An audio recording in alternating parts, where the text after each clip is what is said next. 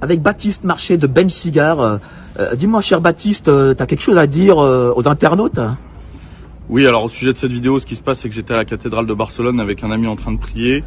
D'un seul coup, au milieu de la cathédrale, on commence à entendre une grosse musique type reggae, musique jamaïcaine, mais vraiment à l'intérieur de la cathédrale qui résonne énormément.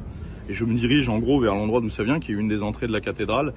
Et là, je vois qu'un mec s'est installé devant la porte de la cathédrale, mais vraiment quand je dis devant la porte, c'est à moins de 2 mètres. L'enceinte tournée vers l'entrée. Et il jongle, je sais pas ce qu'il fait, il a sa musique à fond qui gêne tout le monde.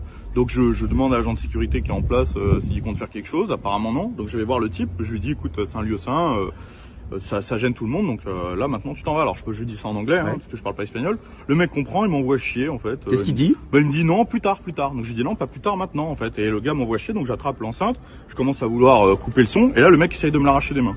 Donc là en fait je lui ai tout simplement éclaté l'enceinte dans la gueule, hein, comme on voit sur la vidéo.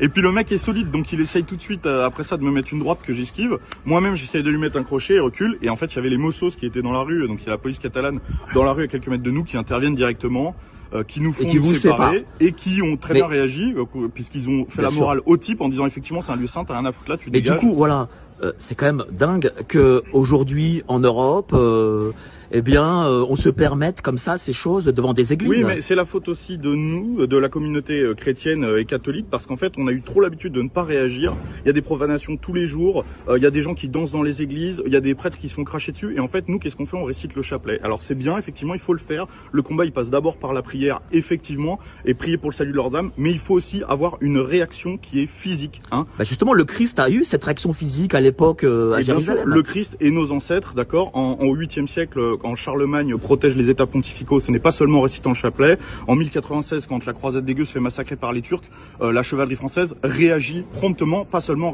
en récitant le chapelet. Merci, donc, bravo pour ta réaction. Il faut le faire.